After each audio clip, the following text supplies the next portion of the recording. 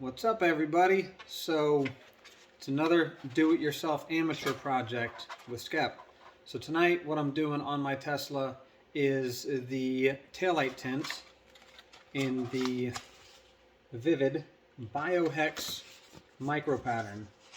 So in case you're wondering, it's VviViD premium material.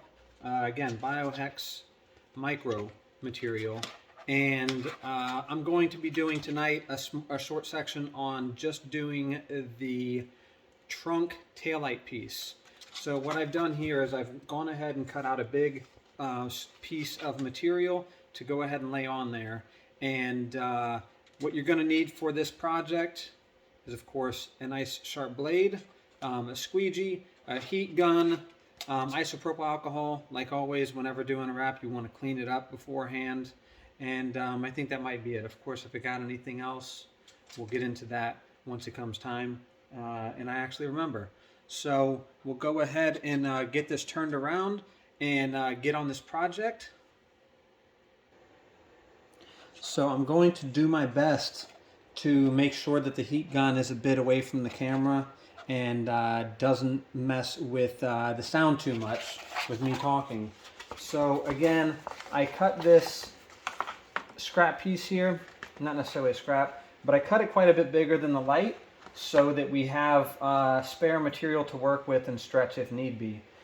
This down here is the light that I already finished, so that's what it will look like when it's done. And let's go ahead and get into this. So the first thing that you want to do is get a clean rag and your isopropyl alcohol and wipe down the light or the surface that you're going to be working on, just to give it a nice, clean, smooth surface as much as possible. And get over here on the edges as well, because we're going to be wrapping over there on the side. And nice and clean. So this was already done beforehand, just another quick pass over with the alcohol. And the fun part with doing the trunk is the fact that you have to keep the trunk in place and make sure that it doesn't lift up while you're doing it. Of course, you could close it for a majority of the job, but what fun is that?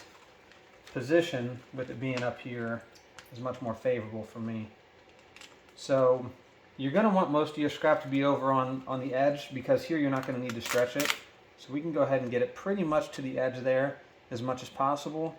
And I do like to try to line up the pattern so that it's somewhat symmetrical or lined up, whatever, just to give it a nice clean look. It's not always easy on some of these lights, but this one here it is.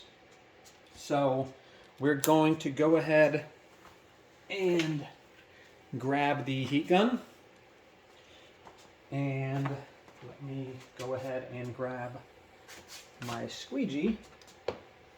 And whenever you're laying down a material, you always want to prevent it from being flipped over to where debris can lay behind it and settle. So always make sure that when you do this and you're working, doing something else in the meantime or whatever, you have it to where nothing can fall in there. So this light's pretty simple because for the most part it's pretty flat. So as you saw, I went ahead and pressed here just to kind of get it in place, and we'll go ahead and get down there all the way to the bottom. We don't need the knife yet, so we'll set that aside and try to remember that it's in the trunk. And again, I'll try to keep the heat gun away from the camera as much as possible so that you can still hear me. Now I keep this anywhere from 6 to 12 inches away, and I keep it on the low setting. You don't need a whole lot of heat. And being that this is as flat as it is, you don't really need to do a whole lot of stretching or anything like that. This light is super easy. So as you're doing this, you want to make sure that you don't have any wrinkles or bubbles underneath. Oh, it looks like we've got a bit of a scuff here on this material. So you know what? We're going to go ahead, I don't know if you guys can see that in the video, we're going to go ahead and drop this down just a little bit to where that scuff is not a part of the light. and that will be cut off. So let's go ahead and heat this back up and get it back to a good shape. Sorry about that. We got a little bit of a wrinkle there as we were doing that.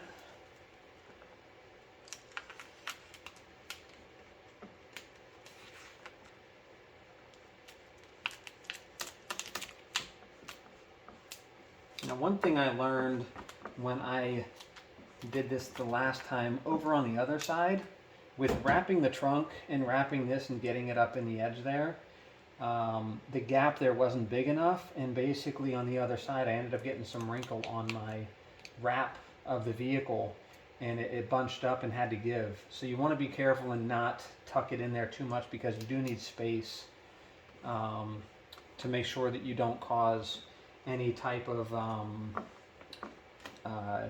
bunching up of the materials. So keep that in mind as you're doing this. So the only real shape that we have to take of this is up here over the top, just a tiny bit, as it wraps over. So we've got that part done. So the entire surface of this, well, we've got a little bit of a lift there, so let's go ahead and heat that and then squeegee it back down. We'll get it right there along the edge first, and then at the top and the bottom. So it looks like we're good now. And then we'll go ahead and lift this up, and now we need to get over here on the side. And that's just my preference. Obviously not necessary, but trying to see where I should cut this at. So I'm going to go ahead and cut a relief line, a relief cut. I'm going to get it right up in the corner. We'll start there and see how I like that. So we can get that out of the way. And then I think what I'm going to do, and let's cut it down here as well, so we don't have this here, this bottom part, if you can see it, causing any type of pullback or anything. So I believe what I'm going to do is, because you've got this surface here that's going to go flat over, and then you've kind of got this wrap up over here, you're going to have this kind of bunching up. So what I'm going to do is just pull this whole thing flat over the side, and then I'll take that bit there and I'll slice it, and then I'll take the top piece there and possibly bring that over as an overlap. And this, and we'll make it look clean. It's not a big deal, because it is the edge of the light that isn't seen 99% of the time. So now I'm just giving it a tiny little bit of heat, and we'll go ahead and push that on down. I hope you guys can see this in the camera still. Let me just get this pointed up a little bit. So I'm working up here.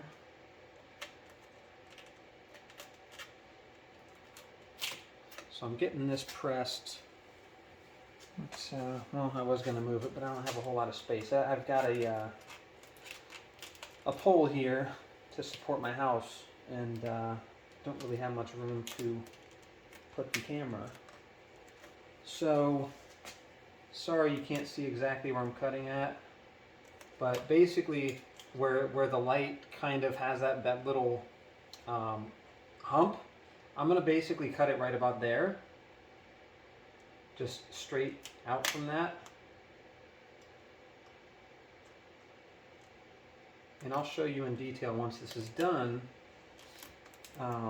where I cut and what I did that for. So now at this point, this is all completely smoothed out.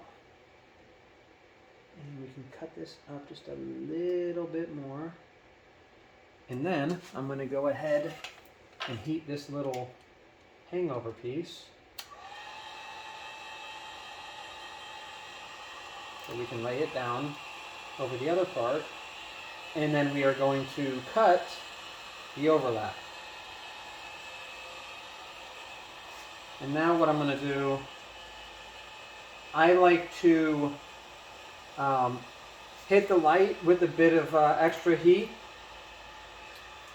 especially along the edges, to make sure that it gets a nice, good bond to prevent it from giving. As it starts to see different types of temperatures and whatnot, it's going to want to react to that. So I've done this before and didn't really pay attention to that. I just kind of laid it down, it looked smooth, I cut it and we were good to go. And then once it got exposed to the sun, it started to peel up around the edges and got all kinds of wrinkles. And it looked terrible. That was on a wet application, so that may be a part of the reason. But just something that I learned along the way of doing this a few times. So this light does wrap up under the bottom a little bit. And I'm basically just wrapping it up under here. Now it's sticking to the car here. So I'm going to go ahead and just pull that up just a hair, only from the vehicle, to where now there's nothing holding it away from the light. And we'll go ahead and give it a little bit of heat. Of course, it wants to stick back down. And we've got it all wrapped around the edge there.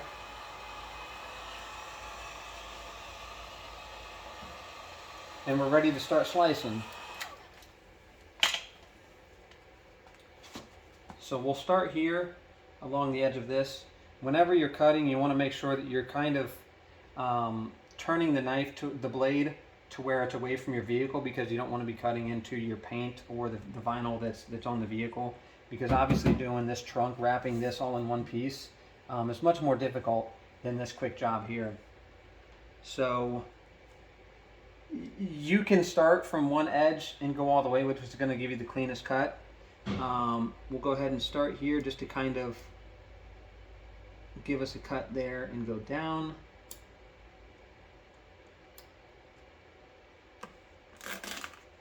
And then we will trying to make it to where you guys can see as much as possible.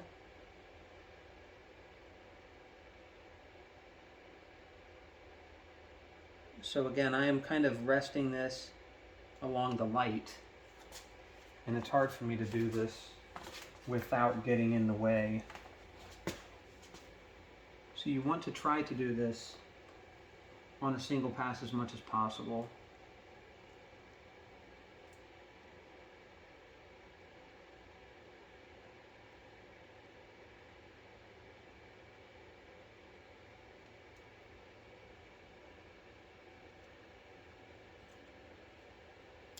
Alright, looks like all that is cut. Go ahead and slice that.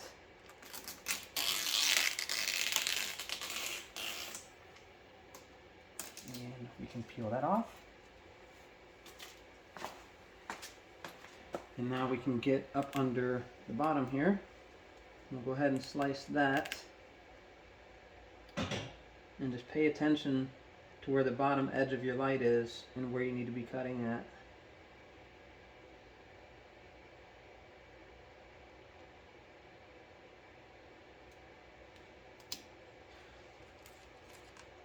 As I always try to stress to people, make sure that you have a fresh, sharp blade available.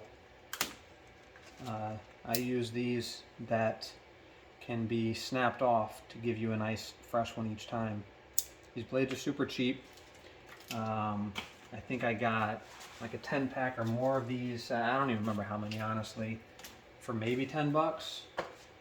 And of course you've got several snaps on each one, you know, several smooth edges. So now, again, I apologize you're not able to see from that angle, but I'm going to go ahead and slice where that overlap is. And once I'm done with all this, I'll grab the phone and show you guys everything as to where I cut and what I did. Sorry, I don't have someone helping me holding the camera. It would probably be pretty helpful for me as well, but My son's busy playing his games.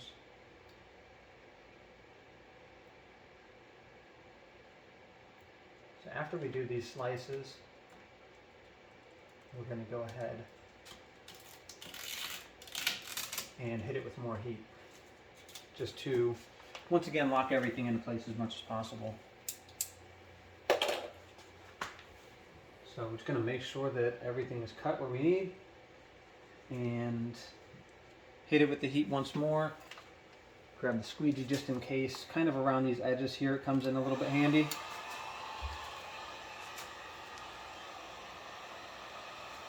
Hit it up here a little bit.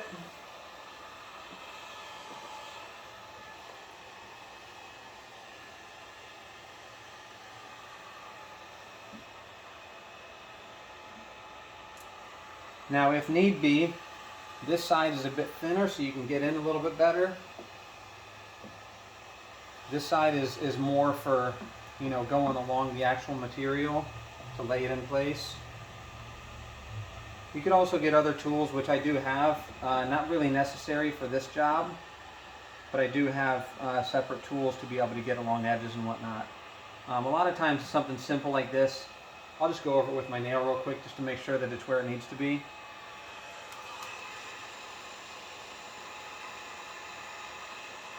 And down here at the bottom, we just push it down with our hand. And here, we've got a tiny little bit of material that if you're not careful, you can end up with a wrinkle and a fold.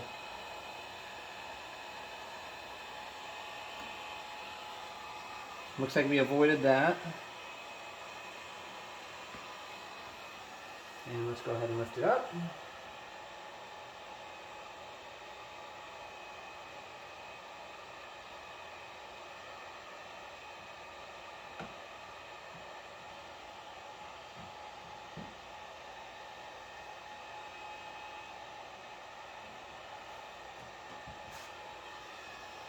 And after the video, I will go back over this just one more time, just to make sure that everything is good.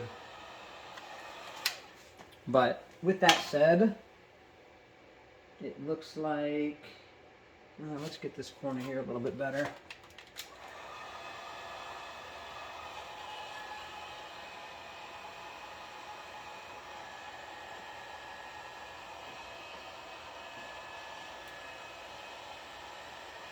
Whenever you're not using the heat, you want to make sure to point it away from your vehicle, just to prevent from accidentally burning something on the car. Just kind of point it out of the way if you don't want to turn it off. You know, even if it's just for a couple seconds, you don't want to accidentally burn through something.